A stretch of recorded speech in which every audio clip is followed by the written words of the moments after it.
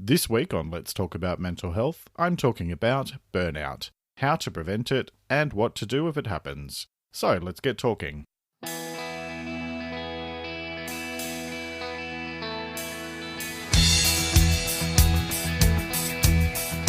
This is Let's Talk About Mental Health, a weekly podcast about mental health and well-being, hosted by Jeremy Godwin. Let's talk about mental health, because the more we talk about it, the easier it gets. Hello and welcome to episode 18 of Let's Talk About Mental Health, the weekly podcast about improving your mental health and well-being. I'm Jeremy Godwin. Thank you very much for joining me. This week's episode is Let's Talk About Burnout. I'll be talking about what burnout is, how to identify if you're burnt out or at risk of burning out, and what to do to address it. So, let's talk. Do you find yourself struggling to cope with your work and feeling emotionally exhausted, like nothing that you do at work even matters? Either you're working for an evil corporation, or you're potentially on a path towards burnout. Or, quite possibly, both of those things might be true. I've talked about stress before in episode 8, but today I'm talking about burnout, which is what can happen when high levels of stress continue on for a long period of time. Burnout can have serious consequences for your health, so it's in your best interest to do something about it. In this episode, I'll discuss ways to prevent it, as well as what to do if burnout is happening to you now. So let's start by defining burnout. Burnout is physical or mental collapse, or both, that's caused by overwork or stress. If it's left untreated, it can lead to serious mental and physical health issues, and it may make other pre-existing or underlying issues significantly worse. Now, burnout isn't specifically considered a mental illness on its own, but it can often be a symptom of deeper issues, including depression or anxiety. The World Health Organization, or WHO, takes it seriously enough that in its most recent international classification of diseases, the ICD-11, it labels it as an occupational phenomenon, defining it as, and I quote, a syndrome resulting from chronic workplace stress that has not been successfully managed. So I'll put the link to the source of that in the transcript. Burnout is considered a factor that can influence your health status, and it's something that often drives people to have to contact health services. Now, a recent study by Gallup, which was shared in an article in Forbes, again I'll put the link in the transcript, that study identified that nearly 2/3 of full-time workers who were surveyed experienced burnout in their jobs. In the same article, another report was quoted, this one a 2019 report called Workforce Attitudes Towards Behaviour Health Report, and it shared some horrendous statistics, which I'm actually going to quote directly. 3 things. First one is 81% of people surveyed said that stress impacts their work negatively, manifesting in a range of symptoms from fatigue and anxiety to physical ailments and missed work. Second point, 48% of the people surveyed have cried at work. And the third point was, in the survey, 81% reported barriers to using behavioural health services, including the limited number of providers covered by their plans, lack of time to get help, confusing program options, and stigma. Clearly that data is based on the American system, which for those of us outside of America, we have completely different healthcare systems, so hence the notice in there about plans. For example, here in Australia, we have a public healthcare system, we also have a private healthcare system. Anyway, when we talk about burnout, aside from reducing your productivity and making it harder for you to do your job effectively, burnout can have far-reaching consequences for your mental and physical health.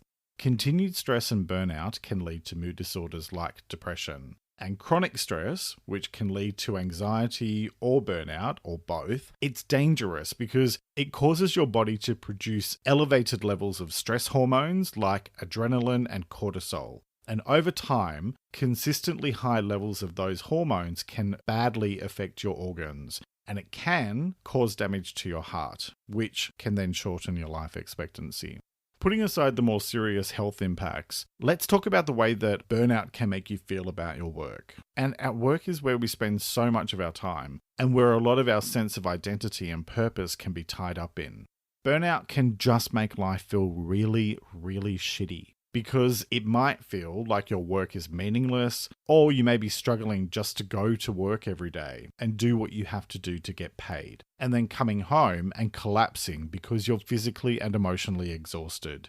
Now, even if that only happens to you sometimes, it's really important to be keeping an eye out for if that is becoming more frequent, because that is one of the hallmarks of burnout, and I'll get into the symptoms in a minute. What I want to say here is that when you're not feeling great about work, or when you're not feeling great about particular aspects of your life, that's when your sense of life satisfaction goes out the window, and things can get out of hand really quickly unless you do something about it. I have talked many times in this podcast about the breakdown that I had in late 2011, which then resulted in nearly 7 years of severe depression and anxiety. And for a while there at the beginning, I was suicidal.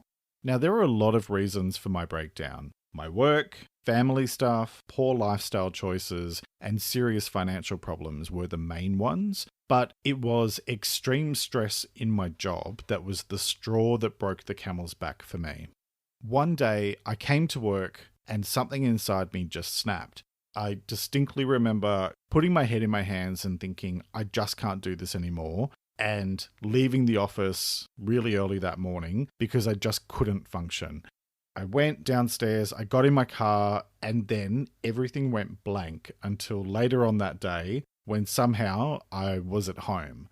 Now, still to this day, more than 8 years later, I have absolutely no idea where that time went or what happened or how I managed to drive myself home.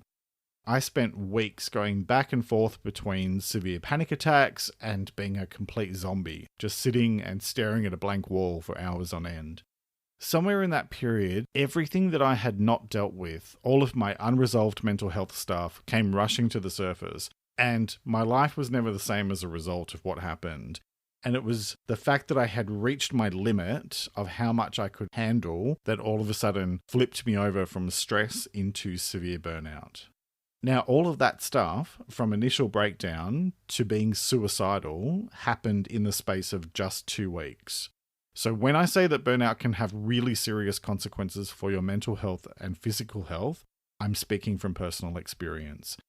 Let me say that I don't regret anything that happened, because it has actually turned out to be one of the best things that's ever happened to me, because it led me down the path that I am now. I would not be sitting here talking to you. I wouldn't be doing the work that I'm doing if it hadn't have been for that.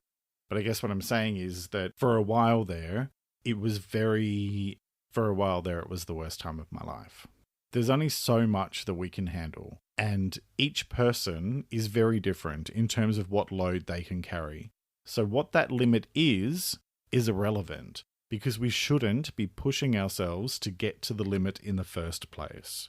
I've worked in several places before where everyone is just expected to do 10, 12, 14-hour days, and it's utterly ridiculous.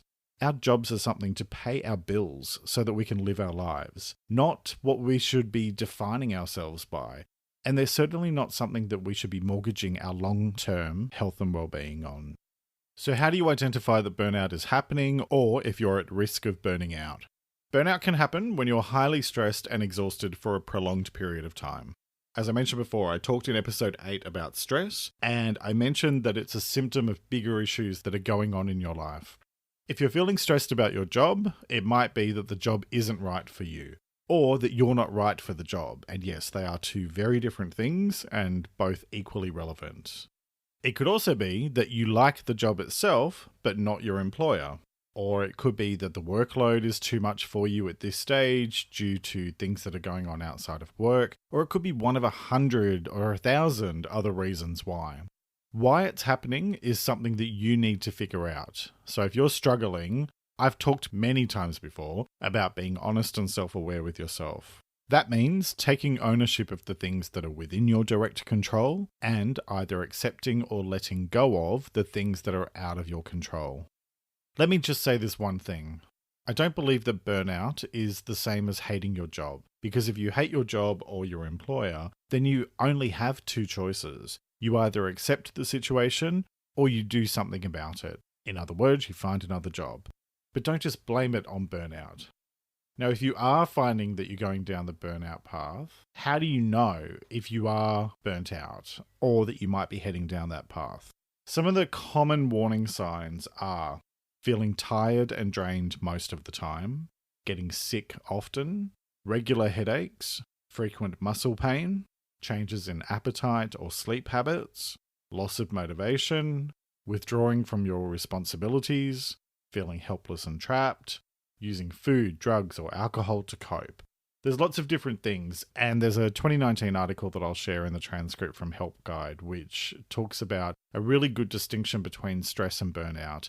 They specify that stress is when you're dealing with too much, whereas burnout is about not enough. And I quote, feeling empty and mentally exhausted, devoid of motivation, and beyond caring. People experiencing burnout often don't see any hope of positive change in their situations. So while chronic stress can lead to anxiety disorders, if it develops to burnout, that can tend to lead towards detachment and depression. So it is something to be really mindful of, and to understand that stress can lead to burnout, it can also lead to anxiety, it can lead to a whole bunch of things. Now, how do you prevent burning out? If you haven't gotten to a stage of burning out, you're not completely feeling devoid of motivation yet or detached from everything, but you feel yourself going down that way and experiencing some of those symptoms that I talked about before, if you're finding yourself concerned that stress is becoming more and more frequent for you, now is the time to do something about it before it gets any bigger, because prevention is better than cure. Some of the things that you can do are to reassess your job. If your job is starting to get to you, work out why. Is it the employer or is it the job itself? Do you like most of the tasks that are required of you, but not all of them? Or does your job make you feel like the life is absolutely being sucked out of you? Working out what it is that's driving these feelings is the first step, because to deal with anything, you need to understand the root cause. There's no point going and getting a new job or jumping ship to a new employer if it's actually the industry that you're in that's making you miserable. You can put lipstick on a pig, but it's still a pig. So identify the root cause of your feelings and deal with that. I've talked about digging deep in many of my past episodes. If you'd like some instructions or a process around that, have a listen to or read episode 7, Baggage, which gives you a step-by-step process for digging into what's actually going on underneath the surface. And that gives you an opportunity to identify and address the root cause of your feelings before you completely burn out. I do believe for a lot of us, if we're really honest with ourselves, we know what the source of our dissatisfaction is. But if you're struggling, that's a great technique that you can use. Now, my next piece of advice around prevention, if you are feeling that you're heading down the burnout path, take action now. Don't keep putting things off until later, because that's how disasters happen. The crew of the Titanic received multiple warnings about large amounts of ice in the area that they were sailing through, but they kept going, and evidence now suggests that the first officer may have hesitated for 30 seconds before ordering a course change when alerted to the iceberg dead ahead. You know, the iceberg that ultimately sank the ship, resulting in the deaths of almost 1,500 people. My point is, if you're getting warning signs now, change course immediately. Even a short amount of hesitation can be incredibly dangerous. Your body and your mind are telling you to do something different. So if you ignore them, you do so at your peril. Take action now. Another thing that you can do to prevent burnout is to find meaning and purpose outside of work. If your job's not giving you meaning and purpose, but it's not making you completely miserable, you might have to look outside of your work to find meaning and purpose. For example, you could volunteer your time, or you could join a community group that's focused on a field that you're passionate about, like art or theatre or the Spice Girls, whatever works for you. If you're expecting all of your meaning and purpose to come from your work, then I'm sorry to have to tell you that work is just work. Now, you can certainly do meaningful work that makes a difference in the world and makes you feel good about yourself. But at the end of the day, it's still just a job, and nobody is irreplaceable. So don't tie your entire sense of meaning up in one job, especially because you never know what might happen in the future. Companies don't last forever. Jobs don't last forever. So you need to put your own best interests first. Further to that, reframe your thinking around the concept of working to live rather than living to work. And it's a bit of an extension of what I was talking about before, but at the end of the day, a job is just a job. And yes, some jobs can be fun, but I'd wager that nearly every job has at least some element in it that's not great. For example, you might enjoy managing people and helping them to grow and achieving the best that they can in their own jobs. Well, that's great. But what happens when you have to discipline one of the people that you lead? Or, worse still, when you have to sack someone? Your job is not who you are. It's what you do to pay the bills. If the focus of your life is work, work, work, then you're doing life wrong. Life is for living. Do what you need to do to put food on the table and keep a roof over your head, and make the most of this one life that you have. Nobody in their right mind ever said on their deathbed, "Wow, I wish I had worked more hours." So work to live, not the other way around. Another point is to reassess your relationships both at work and at home. What I mean by that is, if you spend your time with negative people, sooner or later, that will rub off on you. Have you ever worked somewhere where there's that mean group of people who sit in the lunchroom and judge everybody and everything? If you spend your time with those people, you're going to feel shitty about everything. Choose to cultivate relationships with positive people and distance yourself from negative people. A really important point is to avoid unhealthy coping mechanisms. We often do things that are bad for us as ways of coping with deep-seated unhappiness. Now, the obvious ones are abusing substances like alcohol or drugs, but there's lots of others. Overeating, undereating, overexercising, underexercising, excessive shopping, or gossiping about people, or relying on expensive trinkets to make us happy temporarily.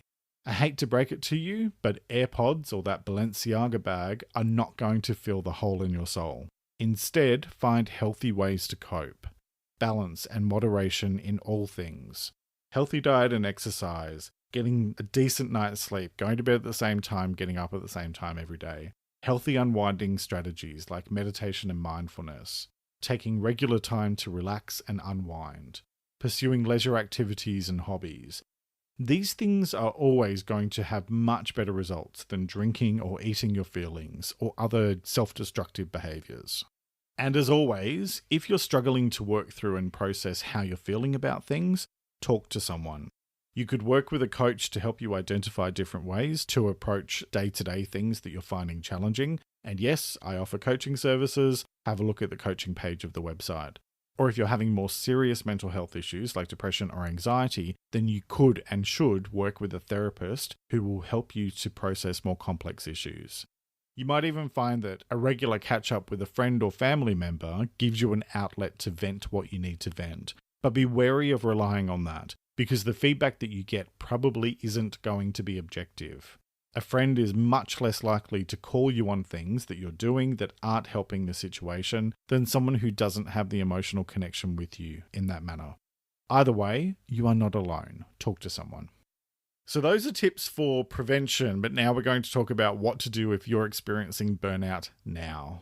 All of the tips that I shared before for prevention, the reassessing your job, taking action now, finding meaning and purpose outside of work, reframing your thinking about work versus life, reassessing your relationships, and avoiding unhealthy coping mechanisms, they're even more relevant now than they are in the prevention stage.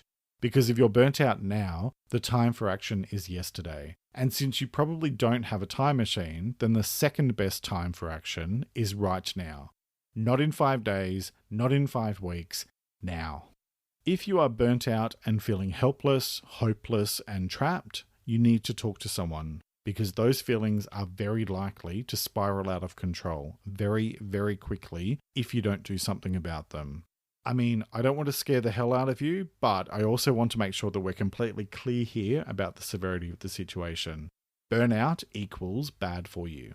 If you don't do something now, it's going to impact on your life and the lives of the people that you love. So go and see your doctor immediately, or make an urgent appointment with a therapist, or pick up the phone and talk to someone. If you go to the Let's Talk About Mental Health website, there's a resources tab which lists phone numbers for support services in Australia, New Zealand, the UK, Ireland, Canada, and the USA. And I'll include the link in the transcript. Talk to someone and do it now. You can also find tips about finding and maintaining hope in last week's episode, episode 17, and I'll put the link in the transcript as always. If work is getting too much for you, take time off. You're not a martyr, and your job will continue on without you. Your health must come first. So don't drag yourself to work, even if you're on the verge of collapse, because you probably will collapse at some point. Take a few days off to focus on yourself with support from your doctor. If you have leave or you can afford it, take longer off work. Take as long as you can and as long as you need.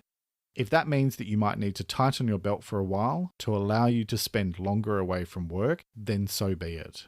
Your health is more important. And further to that, take time to reassess where you are in life. Now, don't make any hasty decisions here, but if you're burnt out, then things cannot continue the way that they are.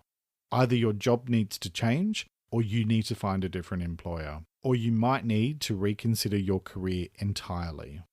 That might mean having to reevaluate everything from what you're doing and what skills you have to where you live. And if that's the case, then that's okay. I mean, don't throw the baby out with the bathwater and make sudden changes that you haven't fully thought out. For example, don't blame your partner for what's going on inside yourself and decide to leave them at the first sign of trouble without at least trying to work through whatever's going on. Really take the time to reassess where you are in life. And finally, be honest with yourself about the situation. I often say that in any situation, you can only do something about those elements that you have direct control over: your words, your actions, and your feelings. If you have no direct control over the situation, then you have 3 choices: accept it, change how you relate to it, or let it go. Sometimes that means walking away. Other times that means letting go of what you thought it was or what it should be. Nobody can make you miserable but you. Yes, other people can say and do things that hurt you or that make it hard to do your job, but only you can choose what you do with those words and those actions. If you're feeling burnt out, don't let the way you feel about your work take away from the good stuff elsewhere in your life. If you're not happy with the situation, change it or change your part in it. You can do it, and things will eventually get better, but it takes courage and it takes action. Nothing changes if nothing changes. What it all boils down to is this: if you're experiencing burnout symptoms like fatigue, headaches, muscle pain, loss of motivation, getting sick all the time, etc., these things are happening because your body and mind are telling you that something is wrong. Why we think that we can just ignore our own needs and push through things like burnout is beyond me, because our physical and mental health and well-being should always be our number 1 priority. There are plenty of things that you can do to prevent or address burnout, but only you can do them. In any situation, you have a choice, and that choice is how you respond to the situation. Make the decision today to choose to put your health needs above any other concern, because your life is precious, and there are many people who love you and who need you to be around. Burnout can actually be a catalyst for positive change in your life. It might not seem like it when you're in it, but in hindsight, you'll find that it forced you to confront things that weren't in your best interests and to then make changes for the better. So that's it for this week. To wrap up this episode, here are a few points to consider about burnout. Number 1. Burnout happens when you consistently push yourself too hard without effectively managing the consequences of high levels of stress. Number 2. If you leave it for too long, burnout can result in serious long-term health issues, including depression. And number 3, dealing with burnout requires you to take a long, hard look at the root cause of your issues and then to address those, preferably with the support of a professional. Even if you're not burnt out at the moment but are seeing some of the signs, you can and should do something about it. But please don't put it off. Do something now. As always, I'm going to close out with a quote that I'd like to encourage you to reflect on and consider what it means for you. This week's quote is by an anonymous author, and it is: "Burnout is not about giving too much of yourself. It's about trying to give what you do not possess." Let me repeat that. Burnout is not about giving too much of yourself. It's about trying to give what you do not possess. Alright, so to summarize, burnout is like the unruly child of severe exhaustion and lack of motivation. If you are feeling disconnected from your work or you're experiencing burnout symptoms, whether they're physical, mental, or both, you owe it to yourself and your loved ones to take immediate action. Make changes and ask for help, because you are not alone and you can and will get through this. Thanks for listening to this episode. I hope that it gave you some useful, practical advice on the subject of burnout and mental health. If you enjoyed it, please tell someone that you know about it, because word of mouth is a great way to help other people find the show. Next week's episode will be family. I'll be talking about how to establish healthy relationships with your family and how to manage dysfunctional family relationships. I have a lot to say on this subject and plenty of personal experience with the dysfunctional stuff, so I hope you'll join me for that episode, which will be released, as always, on Monday morning, Australian time. On Friday, I'll be sending out the next issue of the Mental Health Talk newsletter, which is a weekly roundup of articles and resources that are focused on good mental health and well-being. You can find that and past episodes of Let's Talk About Mental Health at the website, which is letstalkaboutmentalhealth.com.au. That's letstalkaboutmentalhealth.com.au. You can also sign up at the website to have new posts delivered directly to your inbox. Find Let's Talk About Mental Health on social media. I post additional content daily on Instagram, Facebook, and Pinterest at LTAMHofficial. That's LTAMHofficial. I mentioned earlier in the episode that I now offer coaching services. If you're interested, I offer coaching to clients anywhere in the world via video conference. Have a look at the coaching section of the website at letstalkaboutmentalhealth.com.au. Have an absolutely fantastic week. Look after yourself, and as always, make a conscious effort to put kindness out into the world, because what you put out comes back to you. Take care, and talk to you next time.